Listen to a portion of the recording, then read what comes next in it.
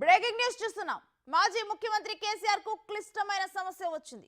కొడుకు వైపు మొగ్గు చూపాలా, కూతురే ముఖ్యం అనుకోవాలా? ఈ విషయంలో కేసీఆర్ తీవ్రంగా మదన పడుతున్నట్టు తెలుస్తోంది. కొడుకో కూతురో తేల్చుకోవాల్సిన సమయం వచ్చిందంటూ బీఆర్ఎస్ లో చర్చ జరుగుతోంది.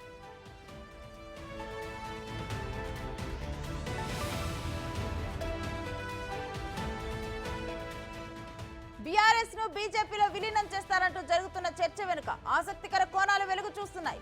ఒకవైపు 120 రోజులుగా తిహార్ జైల్లో కేసీఆర్ కూతురు కవిత మగ్గిపోతోంది. ఆమెను బయటకు తెచ్చేందుకు కేసీఆర్ విశ్వ ప్రయత్నాలు చేస్తున్నారు. ఇందులో భాగంగా బీఆర్ఎస్ ను విలీనం చేస్తానంటూ బీజేపీ ముందు కేసీఆర్ ప్రతిపాదన పెట్టినట్టు తెలుస్తోంది. వారం రోజుల పాటు ఢిల్లీలోనే ఉండి కేటీఆర్, హరీష్ రావు చర్చలు జరిపారు.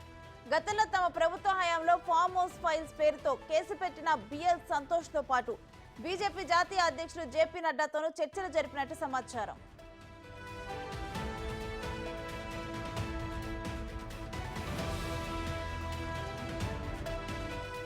బీజేపీలో బీఆర్ఎస్ విలీనం ఎలా జరగాలో కూడా చర్చల్లో ప్రస్తావన వచ్చినట్టు తెలుస్తోంది. మొదటి దశలో బీజేపీలోకి బీఆర్ఎస్ రాజ్యసభ సభ్యులను పంపిస్తారు.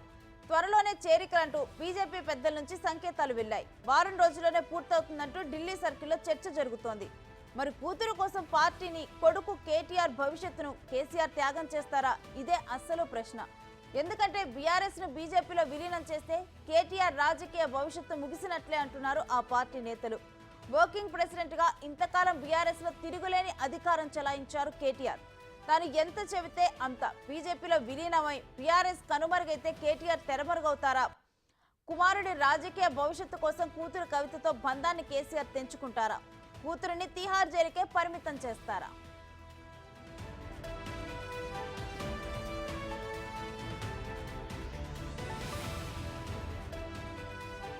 ఇక ఇదే అంశానికి సంబంధించి పూర్తి డీటెయిల్స్ మా ప్రతినిధి శివాని అడిగి తెలుసుకుందాం.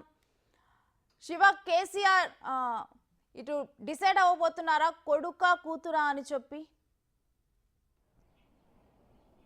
రైట్ రేణు, తెలంగాణ రాజకీయాల్లో బీఆర్ఎస్ సంబంధించి కీలక పరిణామాలు త్వరలో జరగబోతున్నాయి. దానికి సంబంధించి గత ఢిల్లీ పర్యటన సందర్భంగా దాదాపు 5 రోజులుగా ఢిల్లీలో మకామేసిన మాజీ మంత్రులు, ప్రస్తుత బీఆర్ఎస్ ఎమ్మెల్యేలు కేటీఆర్, హరీష్ రావు కవితతో ములాఖాత్ పేరుతో ఢిల్లీ వచ్చారు. తర్వాత బీజేపీ అగ్రనేతలతో సమావేశమైనట్లుగా కూడా ప్రచారం జరుగుతోంది. ఇటు బీజేపీ సంస్థాగత వ్యవహారాల ఇన్ఛార్జ్ బిఎల్ సంతోష్, బీజేపీ జాతీయ అధ్యక్షులు, కేంద్ర ఆరోగ్య శాఖ మంత్రి జేపీ నడ్డాతో కూడా ఇరువురు కూడా భేటీ అయినట్లుగా తెలుస్తోంది.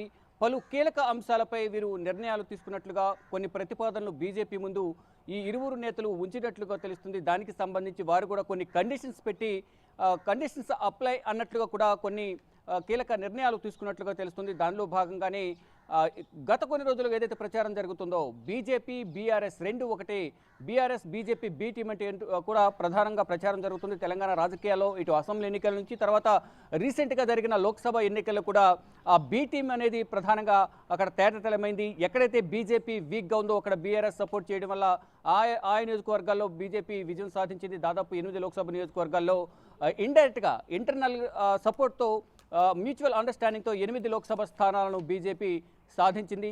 ఇది బీజేపీ బీఆర్ఎస్ ఇద్దరి సమన్వయంతోనే జరిగింది. లోక్సభ ఎన్నికల్లో సహకారంతోనేది ప్రధానంగా అందరూ కూడా గుర్తించారు. దానిలో భాగంగా దాన్ని బలం చేకూర్చే విధంగా కూడా రీసెంట్గా జరుగుతున్న కొన్ని పరిణామాలైతే అందరినీ ఆసక్తి నెలకొల్పుతున్నాయి. అంటే కవితతో ములాఖాత్ కావడానికి ఢిల్లీ వచ్చామని కేటీఆర్, హరీష్ రావు మీడియాతో సమావేశం ఏర్పాటు చేశారు. అంటే 4 రోజుల తర్వాత సమావేశాన్ని ఏర్పాటు